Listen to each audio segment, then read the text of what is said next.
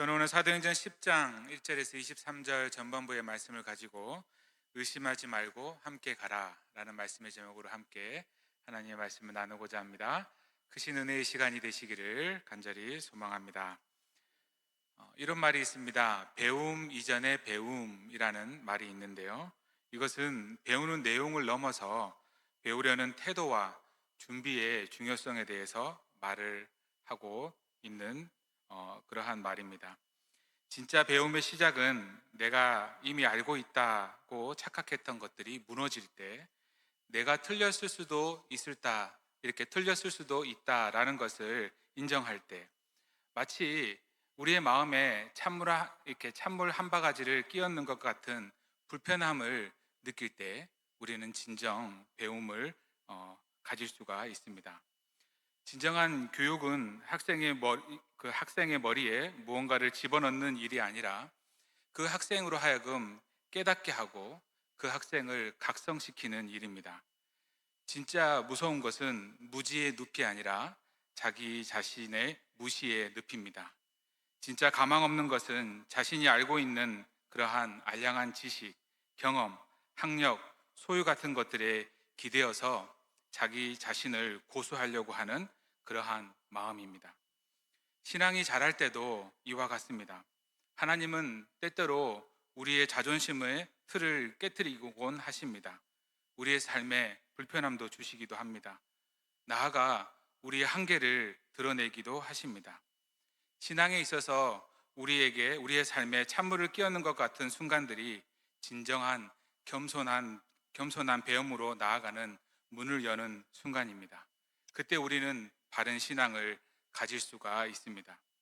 하나님의 말씀은 지금도 살아 역사하는데 우리는 그 말씀이 살아 역사하지 못하게 할 때가 참 많이 있습니다. 말씀이 살아 있음에도 불구하고 그 말씀을 화석화시켜 버립니다.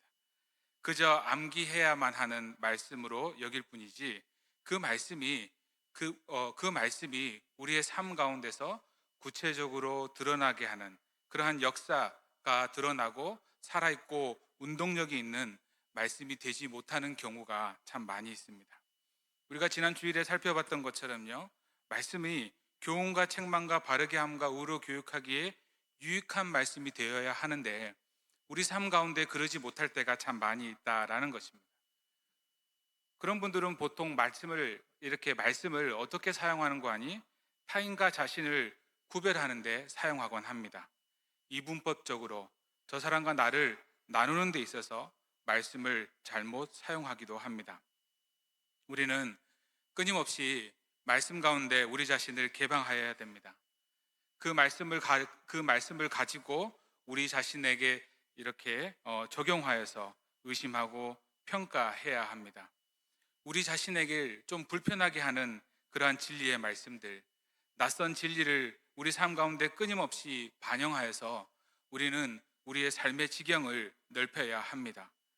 그 놀라운 마음의 형성의 과정, 그것이 바로 신앙의 여정이라고 할 수 있습니다. 이러한 신앙의 여정을 가는 우리는 위대하신 하나님, 놀라운 하나님, 두려운 하나님, 낯선 하나님, 신비로운 하나님, 각종의 하나님들을 우리는 경험할 수 있습니다. 그러한 삶이 더 풍성하고 더 아름답고 진실하고 선하신 하나님을 경험하게 합니다. 오늘 우리가 살펴본 본문 가운데는 두 사람을 우리가 살펴볼 수 있는데 이 두 사람은 엄청난 변화를 맞이하게 됩니다. 이 두 사람의 변화는 이제는 사도행전 안에서 새로운 그러한 장을 여는 시작이 됩니다. 교회사의 새로운 장을 열게 됩니다. 경계를 파괴하는 직선이지만 하나님과의 오랜 약속이 성취되는 순간이기도 합니다. 이방인과 유대인들과의 경계가 파괴되고 하나님이 구약에서부터 말씀하신 그 약속의 말씀이 성취되는 순간입니다. 1절 말씀에 보면 첫 번째 등장인물인 고넬료에 대해서 소개를 하는데요. 가이사랴에 고넬료라는 사람이 있으니 이달리아 부대라는 군대의 백부장이라. 이 가이사랴는 로마의 유대 행정부인 총독 관저가 있고 헤롯이 건설한 화려한 항구의 도시입니다. 이방인들이 많은 도시입니다. 상대적으로 유대인들은 적은 도시죠. 이 지역에 고넬료라는 사람이 있는데 이 고넬료는 이달리아 부대의 백부장이다라고 말을 하고 있습니다. 여기서 이 부대는 100명의 군사로 구성된 한 부대가 6개가 모여 있는 군대를 가리키는 용어입니다. 이렇게 6명의 백부장이 이 가운데 있는데 그들 중에 고넬료라는 한 사람에 대해서 말을 하고 있습니다. 이것이 고넬료의 사회적인 위치이죠. 그런데 2절을 보게 되면 고넬료의 종교적인 정체성에 대해서 말을 하는데 2절입니다. 그가 경건하여 온 지방과 더불어 하나님을 경외하며 백성을 많이 구제하고 하나님께 항상 기도하더니, 그는 하나님께 환대하는 사람이었고 나아가서 이웃에게도 환대하는 사람이었습니다. 그리고 나아가 가정에도 아주 충실한 사람이었죠. 온 지방과 더불어 하나님을 경외하는 사람이다라고 표현하고 있지 않습니까? 여기서 하나님을 경외하는 자라는 이 말은 유대교로 개종한 이방인들을 가리키는 말입니다. 회당 예배에 참여하는 개종자로서 히브리 말로는 게르토샤브라고 이렇게 말을 합니다. 22절에 보게 되면 유대 온 족속이 칭찬했다라고 이렇게 소개를 하는데요. 그는 이렇게 유대인 무리 안에 들지 않는 이방인이었음에도 불구하고 언약의 외인으로서의 삶을 살아가고 있다라는 것을 우리에게 알려주고 있습니다. 유대인들과 함께 밥을 먹어서도 안 되고 앉아서도 안 되는 존재, 성전에 가더라도 이방인의 뜰까지만 들어갈 수 있는 존재입니다. 그런데 사랑하는 성도님 여러분, 하나님이 아브라함의 이름을 아브라함으로 바꾸셨지 않습니까? 이것이 무엇을 의미합니까? 아브라함 개인에서 하나님께서는 열방과 민족의 아버지로 세우겠다라고 하는 그러한 약속을 그렇게 이름을 바꾸시면서 하셨지 않습니까? 그러니 선민 이스라엘에게는 사명이 있습니다.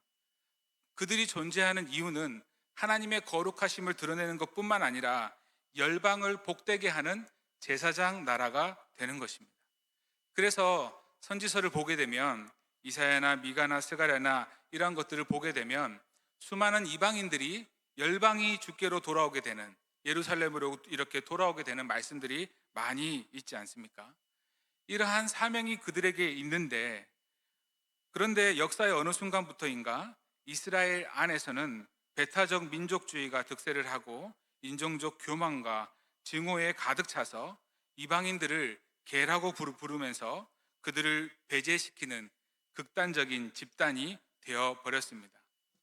세상과는 구별되는 거룩한 공동체가 되면서 동시에 세상을 섬기며 선교적 존재가 되어야 함에도 불구하고 그러지 못하고 자폐적인 신앙을 지금 보여주고 있습니다. 하지만 오늘 소개하는 이 고넬료는 형식적인 유대인들보다 훨씬 더 어떻게 보면 하나님 앞에서는 진실한 이방인이었습니다. 그는 피지배국의 백성을 많이 구제하고 또한 나아가서 하나님께 항상 이렇게 기도하는 사람이었다라고 말하고 있지 않습니까? 유대인들에게 있어서 구제와 기도는 경건한 삶의 표지입니다. 그러니 이것이 당연하다라고 생각할지 모르겠으나 이방인이었던 로마의 백부장의 신분으로서 구제와 기도하는 일들은 결코 쉽지 않았습니다. 그러나 고넬료의 구제와 기도는 완벽해 보였습니다. 하지만 하나님이 보시기에 고넬료의 이 종교적 순수성과 열정만으로는 충분하지가 않죠. 만약 충분했다면 하나님은 우리가 알고 있는 것처럼 굳이 고넬료에게 베드로를 보낼 이유가 없습니다. 그의 구제와 기도가 하나님의 은혜를 받는 중요한 계기가 된 것은 엄연한 사실입니다. 그러나 진리에 있어서는 경계가 있습니다. 다시 말해서 열심히 믿는 것만으로 우리가 구원을 받을 수 있는 것은 아니다라는 겁니다. 예수 그리스도라는 하나님의 아들의 복음, 우리의 구원자를 인정하지 않고서 하나님의 자녀가 되는 길은 존재하지 않기 때문입니다. 하나님은 고넬료가 항상 기도하는 유대인의 기도 시간에 제9시라고 이렇게 표현되어 있는데 오후 3시쯤 됩니다. 그때 하나님의 사자를 그에게 보냅니다. 오후 3시라면 밖이 환할 때 아니겠습니까? 잠이 들거나 꿈꾸고 있는 그러한 상태가 아닙니다. 분명하게 깨어 있는 상태에서 이 고넬료가 환상을 경험합니다. 그는 하나님의 사자가 오는 것을 밝히 볼 수 있었습니다. 그리고 자신에게 말하는 자가 오해할 만한 상황에서 온 것이 아니다라는 것을 우리에게 이렇게 알려주고 있습니다. 지금 하나님께서는 그 하나님의 사자를 고넬료에게 보내어 고넬료를 환대하고 계십니다. 다시 말해서 고넬료를 구원의 계획 안으로, 하나님의 구원의 계획 안으로 그를 초대하고 있다라는 것입니다. 그를 하나님의 자녀로 인정하고 받아들이셨다라는 그러한 의미입니다. 유대인과 이방인 사이에 쌓여 있는 장벽, 그 견고한 장벽에 균열이 생기고 있습니다.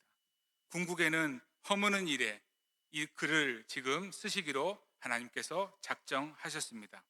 그를 부르는 소리에 그가 놀라서 이렇게 대답합니다. 주여, 무슨 일이니까?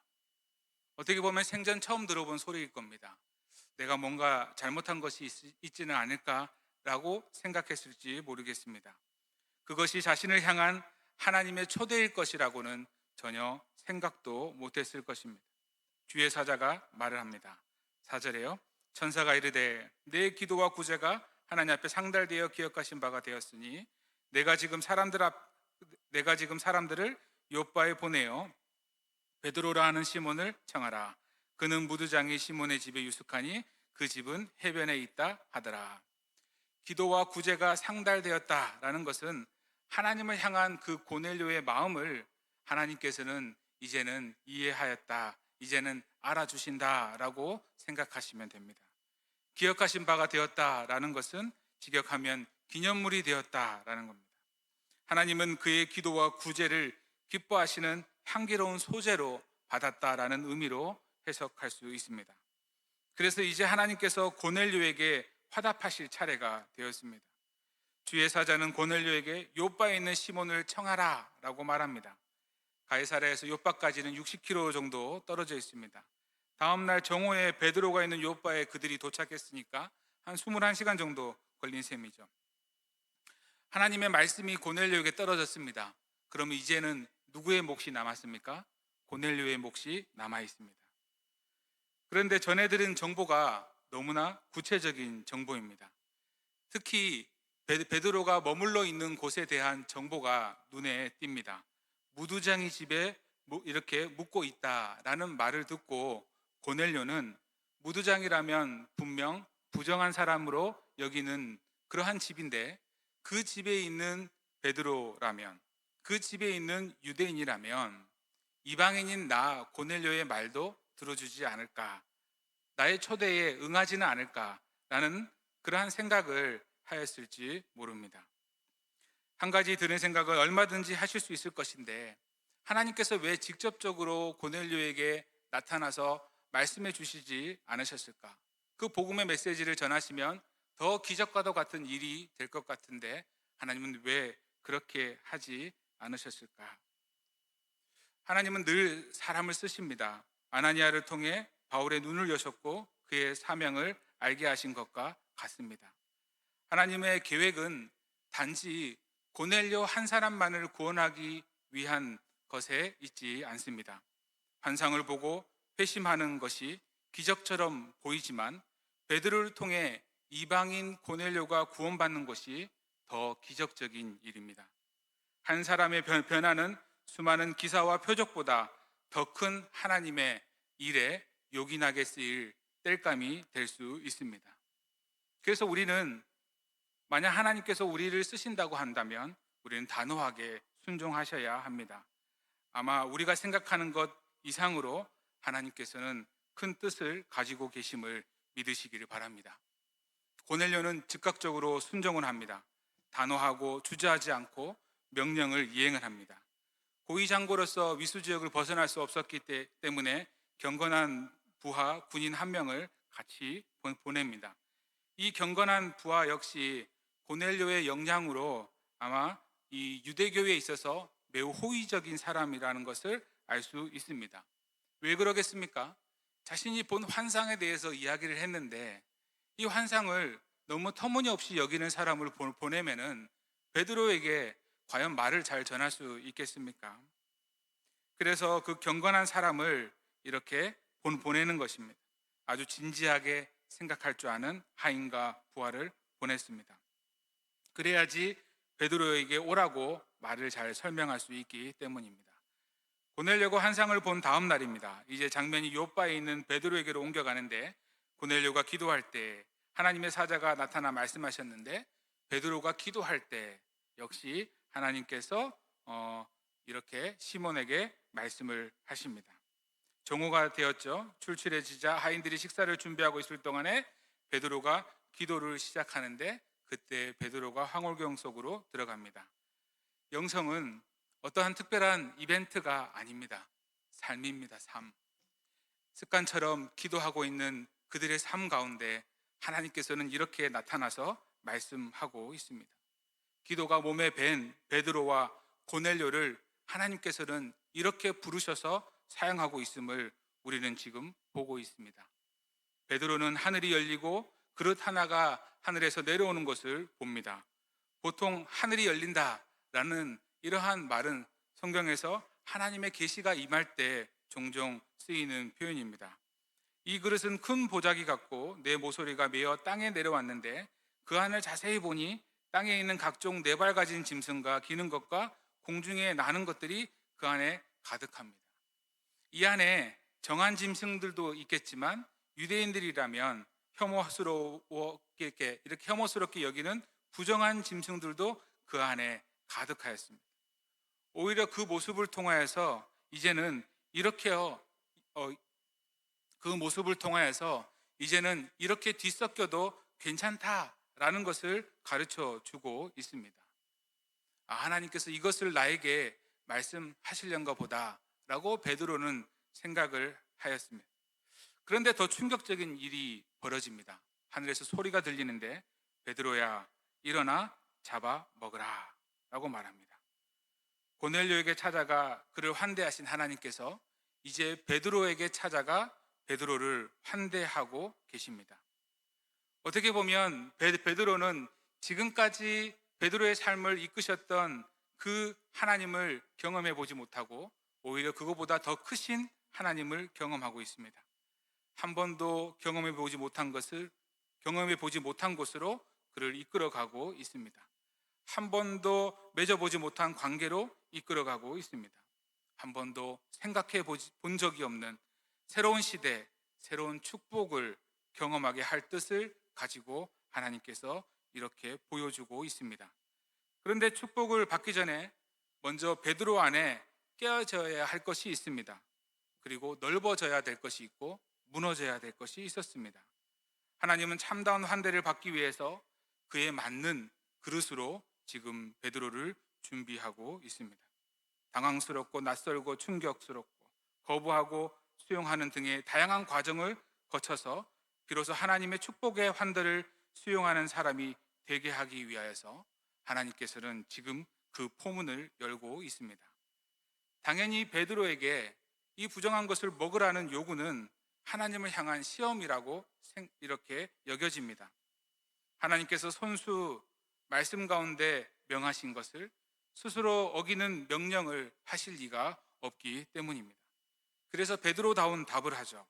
베드로가 이르되 주여 그럴 수 없나이다. 속되고 깨끗하지 아니한 것을 내가 결코 먹지 아니하였나이다 한데 베드로는 이것이 순종이라고 생각을 합니다. 어떻게 보면 신실한 유대인이라면 당연한 대답이죠. 부정한 것을 먹는 일은 율법이 엄하게 금하고 있기 때문입니다. 이러한 모습은 예수님께서 십자가의 죽음을 당한 후에 내가 사흘 만에 부활하리라 라고 말했을 때 대답한 그 베드로의 대답과 분위기가 비슷합니다. 마태복음 16장 22절의 말씀인데요. 우리가 같이 한번 읽어보겠습니다. 시작. 베드로가 예수를 붙들고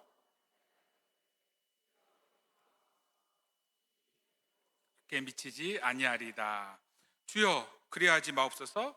이 일이 결코 죽게 미치지 아니하리다.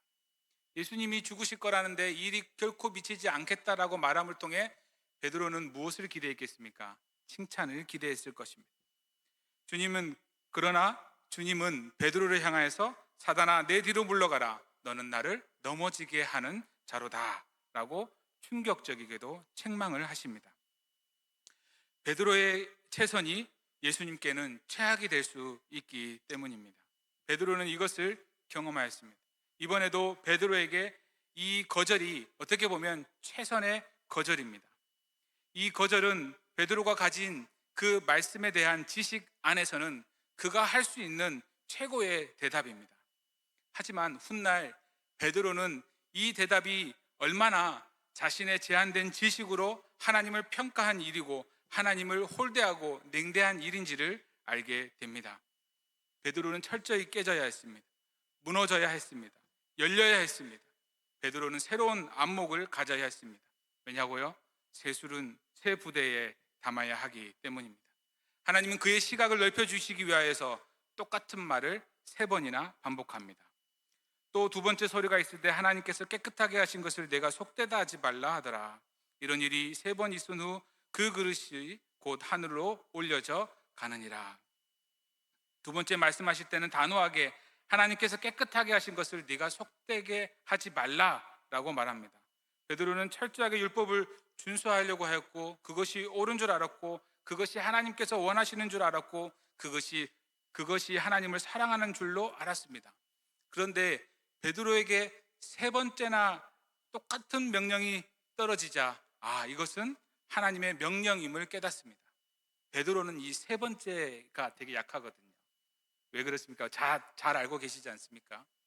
네가 나를 사랑하느냐 사랑하느냐 사랑하느냐 이 3번의 질문에 베드로의 모든 것들이 무너진 것을 베드로는 이미 경험해 봤습니다. 왜 같은 질문을 3번이나 할까? 왜 같은 질문을 3번이나 할까? 여기에는 분명 하나님의 뜻이 있을 것인데 이 동물을 먹는 것이 하나님의 뜻인 것인지는 알겠는데 왜 나에게 이러한 환상을 보여주셨는지에 대해서는 정확하게 알지 못합니다. 새로운 정보가 베드로에게 들어왔습니다. 새로운 진리가 그 앞에 펼쳐졌습니다. 낯선 경험을 지금 하고 있습니다. 이를 통해서 어떻게 보면 베드로의 인생은 새로운 창조 가운데 있습니다. 그 과정 속에서 필요한 것이 무엇인지 아십니까? 그것은 바로 묵상입니다. 하가. 묵상을 거쳐야 파편적인 여러 경험들이 의미 있는 체험으로 바뀌게 됩니다. 체험은 개개인의 삶을 형성하는 경험을 말하죠. 아무리 놀라운 일을 경험했다 하더라도 묵상을 거칠 때야 그때 자신의 삶을 형성하는 경험이 체험이 됩니다. 그때 한 경험이 다른 경험과 놀랍게 연결되기도 합니다. 17절을 보면 베드로가 그랬습니다. 생생한 환상이지만 그 의미와 뜻을 정확하게 알지 못했습니다. 그래서 환상 자체보다 그 환상의 뜻과 환상을 주신 하나님의 의도에 그는 더 주목합니다. 필립 얀시의 책 가운데 하나님 당신께 실망했습니다 라는 이 책 가운데 표현이 하나님을 표현하는데 하나님은 때때로 숨어 계시는 것처럼 보입니다 라고 표현을 합니다. 왜냐고요? 나에게 즉각적으로 기도 응답해 주시지 않는 하나님을 마치 숨바꼭질 하는 듯한 방식으로 만나시는 것에 대한 깊은 이해의 표현이죠. 하나님은 잘 숨으십니다. 그리고 과묵하십니다. 끊임없이 우리에게 생각하게 하고 질문하게 하고 그리고 우리가 기도하면 기도할수록 궁금해서 견딜 수 없게 하시는 하나님입니다. 그리고 나서 알게 된 것은 누구의 것이 되겠습니까? 고스란히 우리의 것이 됩니다. 내 안에 진리가 확장되는 순간입니다. 진리의 더 깊은 차원, 진리의 더 온전한 차원, 진리의 원천적인 의미들을 더 의미 있게 알게 해줍니다. 하나님은 이를 위해서 소름 끼칠 만큼 정확한 타이밍을 사용하십니다. 17절부터 20절인데요. 우리 같이 한번 읽어보겠습니다. 시작. 마침 고넬료가 보낸 사람들이 시몬의 집을 찾아 베드로라 하는 시몬이 여기 유숙하느냐 하거늘 베드로가 그 환상에 대하여 생각할 때에 성령께서 그에게 말씀하시되 두 사람이 너를 찾으니 일어나 내려가 의심하지 말고 함께 가라. 내가 그들을 보내었느니라 하시니. 아멘. 의심하지 말라라고 말합니다. 주저하지 말라는 뜻입니다. 믿는 것 따로 행하는 것 따로가 아닙니다. 베드로는 생각했고 의아해했습니다. 환상이 자신의 지난 경험과 연결할 수 있을지, 어떤 지난 경험과 연결될 수 있을지 끊임없이 묵상합니다. 하지만 그가 아무리 똑똑해도 방금 그 환상과 앞으로 일어날 일, 한 번도 일어나 본 적이 없는 사건과 연결할 재간이 있겠습니까? 그런데 이제 그 환상을 보여주신 후에 하나님께서는 그에게 미래를 또 보여주십니다. 그리고 의심하지 말고 순종해라 라고 말씀하십니다. 우리도 그럴 때는 순종해야 됩니다. 모든 것이 머리로 다 이해해서 움직인다면 그것은 하나님을 믿는 것이 아니라 내 머리를 믿는 것이 됩니다. 내 머리가 신이 되어버립니다. 베드로가 자신을 찾아온